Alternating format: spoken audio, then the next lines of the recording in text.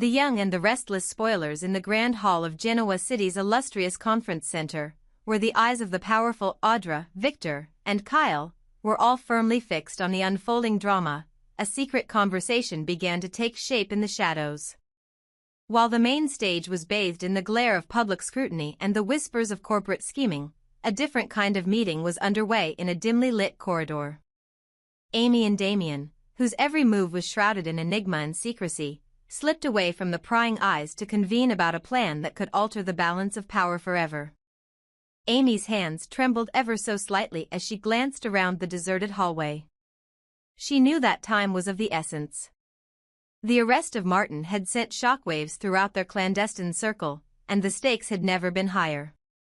Her eyes, steely and determined, met Damian's in a moment of unspoken understanding. It was as if they both carried a burden too heavy for words. An alliance forged in the crucible of desperation and hidden agendas. "Damian, we must be cautious," Amy whispered, her voice barely audible but laden with urgency. "Ever since Martin was taken, things have spiraled out of control. He was our weakest link, and if he speaks, it will unravel everything we have built." Damian nodded, his face a mask of conflicted loyalty and quiet resolve. "I understand," he replied softly, his voice resonating with the weight of a secret that could shatter the foundations of their carefully constructed plan. "We've always known that his fate would be the catalyst for change, but I never imagined it would force our hand so soon. There are too many eyes watching, too many possibilities for betrayal." A chill ran down Amy's spine as she considered the possibility that had haunted her for months. Was Damian truly her son? The question lingered in the background like an uninvited ghost, one that had never been confirmed, yet it haunted every interaction between them. In the hidden recesses of her heart, Amy feared the truth might one day reveal itself, and when it did, it could bring consequences far more devastating than even Martin's imprisonment. The air between them grew heavy with secrets and unspoken promises, and the uncertain past loomed over their clandestine meeting. Meanwhile, unbeknownst to Amy and Damian, Nate, a man known for his unerring sense of intuition and an uncanny ability to piece together the scattered fragments of the city's undercurrents, had been lurking nearby. Nate had been eavesdropping on their hushed conversation, his mind racing as he absorbed every detail. The revelation of their secret alliance, the hidden truth about Martin's role as an unwilling linchpin, and the mysterious question of Damian's lineage struck him like a bolt of lightning. Nate's thoughts churned in a turbulent mix of shock, anger, and fear. He knew all too well the dark repercussions that could follow if Martin's allies decided to reveal their secrets. "They're playing a dangerous game," Nate murmured to himself as he retreated into the shadows, away from the light of the public spectacle. "Martin, though responsible for all this chaos, is merely a pawn in a larger scheme. Damian, innocent as he may seem, has become entangled in a web of deceit that could bring ruin upon us all."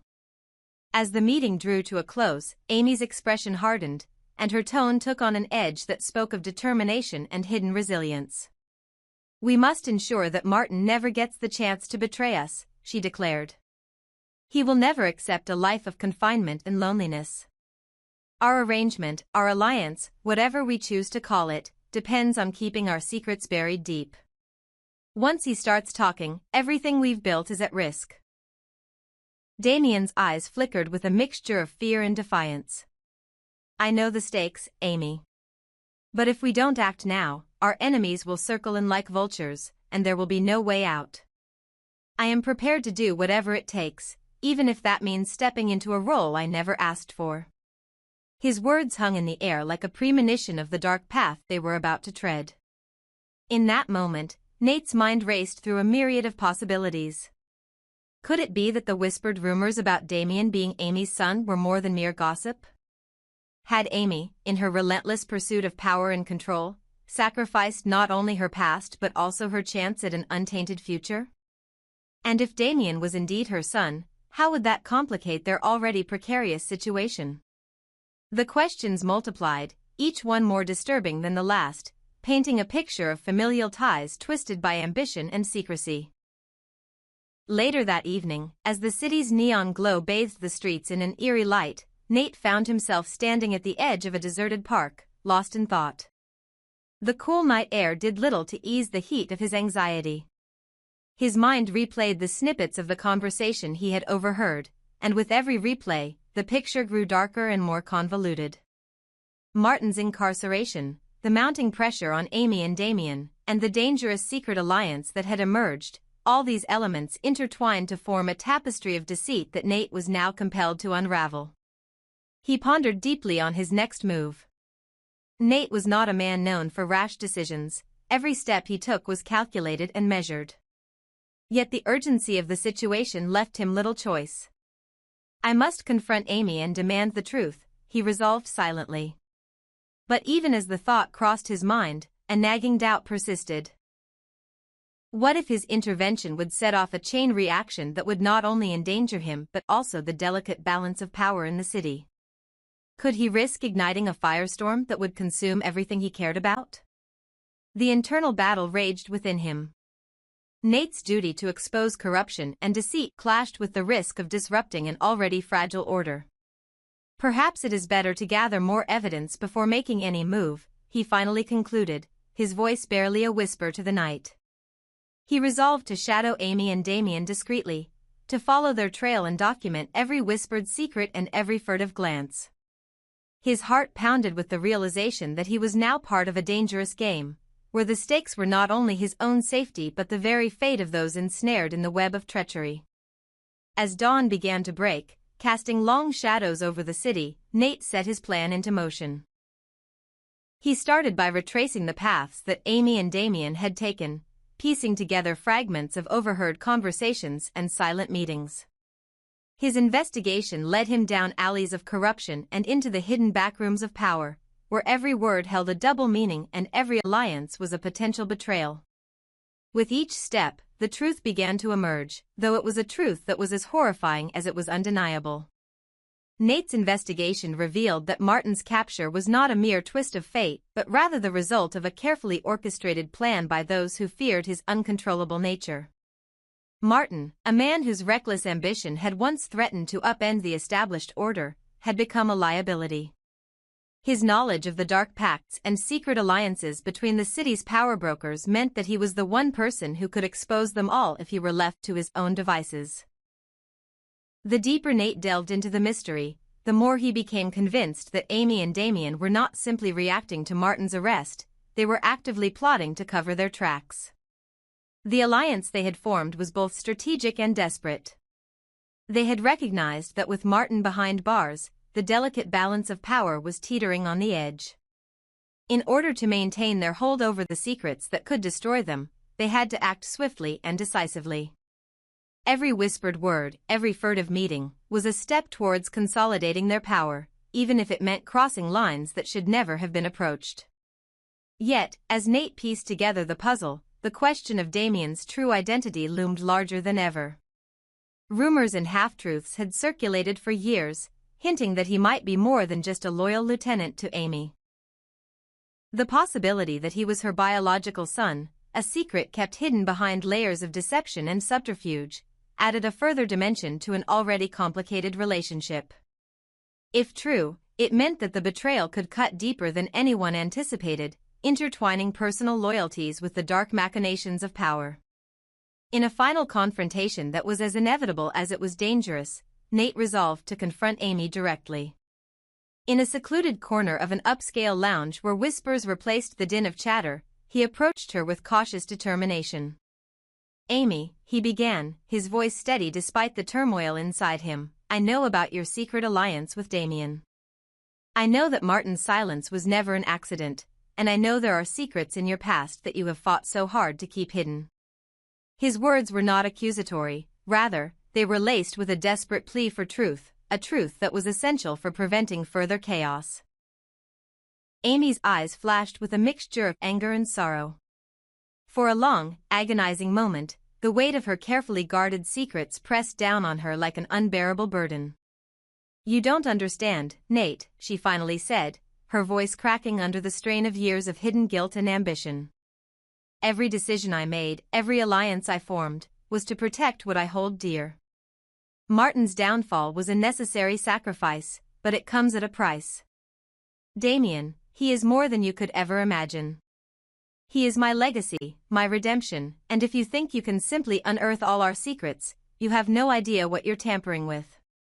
Nate's heart pounded in his chest as he absorbed her words.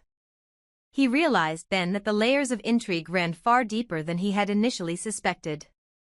Every secret held by Amy, every unspoken truth about Damian, and every carefully calculated move by Martin's conspirators was a testament to the dangerous game they were all playing.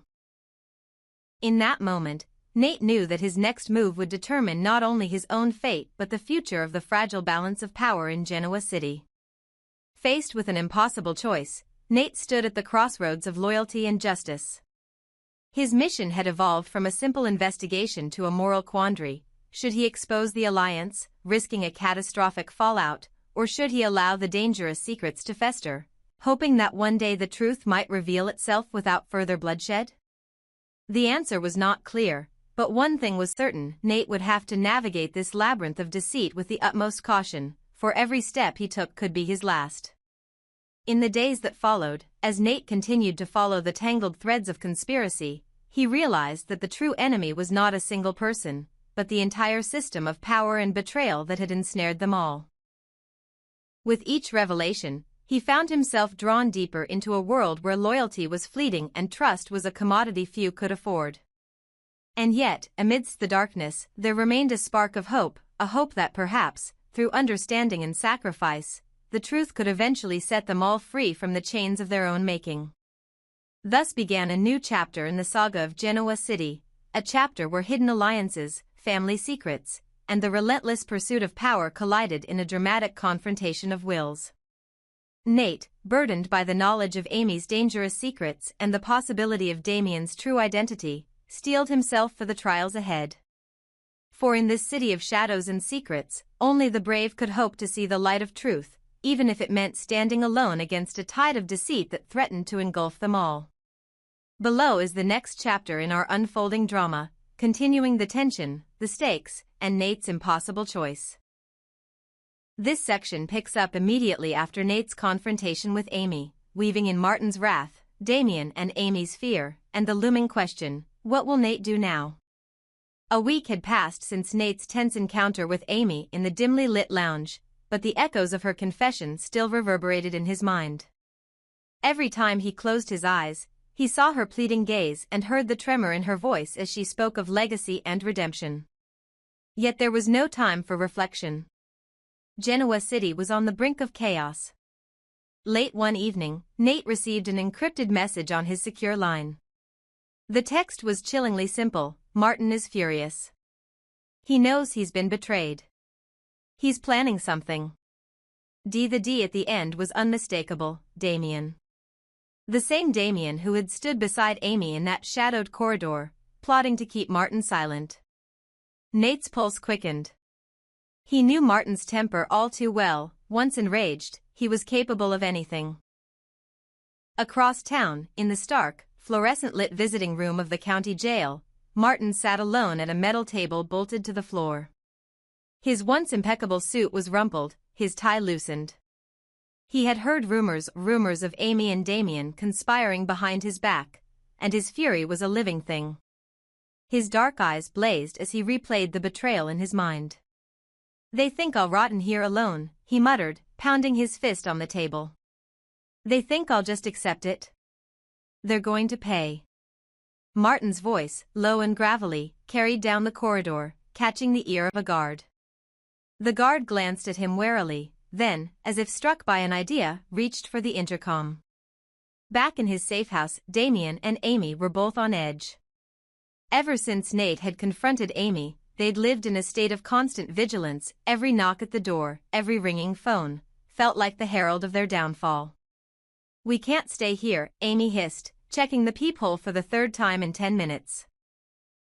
Martin's anger is legendary.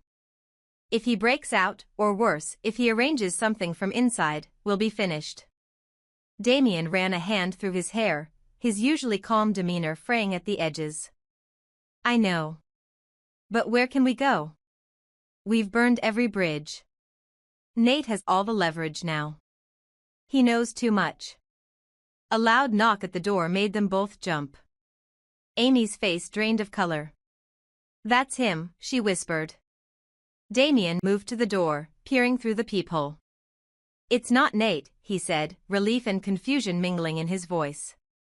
He opened the door to reveal a fresh-faced lawyer, clutching a file. "Miss Thompson, Mr. Carlyle," the lawyer began, voice professional but eyes darting with unease. "I have urgent news. Martin Newman has been granted a furlough, medical grounds. He's being transferred to a halfway house tonight." Amy's hand flew to her mouth. "That's impossible," she breathed. "He can't leave that jail." The lawyer shook his head. "I wish it were not true." There was a last-minute appeal. "Details are sketchy, but he's coming out in a few hours." As the lawyer retreated, Amy and Damian exchanged a look of pure terror. Their carefully laid plans were unraveling before their eyes. Meanwhile, Nate sat in his car across the street from the halfway house where Martin would soon arrive. His mind churned with possibilities. He had come prepared with two distinct strategies: expose and punish. Nate could confront Martin publicly, using the evidence he had gathered, recordings of Amy and Damian's conspiracy, proof of the secret alliance, and documentation of Martin's own misdeeds, to ensure that the entire network of betrayal was exposed. This would mean calling in the press, alerting the authorities, and watching as the entire house of cards collapsed. But in doing so, he risked triggering Martin's wrath against everyone involved, and innocent bystanders could get caught in the crossfire. Silent exit. Alternatively, Nate could use the leverage he held privately, a secret deal with the prosecutor to have Martin rearrested quietly on new charges, effectively neutralizing the threat without public spectacle. He could then disappear, taking with him the knowledge of Amy and Damian's crimes, leaving them to wonder whether he would ever reveal the truth. This path would protect the innocents but leave Martin, and potentially others, free to fester in their anger, plotting revenge from the shadows. Nate glanced at his watch. In less than an hour, Martin would arrive. His heart hammered in his chest. He knew what Martin was capable of when cornered: violence, manipulation, blackmail. But he also knew that a public spectacle could irreversibly damage Genoa City's fragile social fabric. Inside the halfway house, Martin stepped off the transport van, flanked by two guards. He paused, taking a deep breath of the cool night air, his gaze sweeping the quiet street. Fury and relief warred within him, fury at being betrayed, relief at being free. As he moved toward the entrance, his phone buzzed in his pocket. A text message appeared on the screen: "Welcome back." A&D Martin's lips curled into a dangerous smile. Amy and Damian had orchestrated this. They thought they could control him. They thought they could keep him quiet. They were gravely mistaken. He turned and strode toward his waiting car, an expensive black sedan parked under a street lamp. He opened the door, slid inside, and gave the driver a curt nod. "Take me to Nate's place," Martin said, voice low and calm. "It's time I had a chat with him."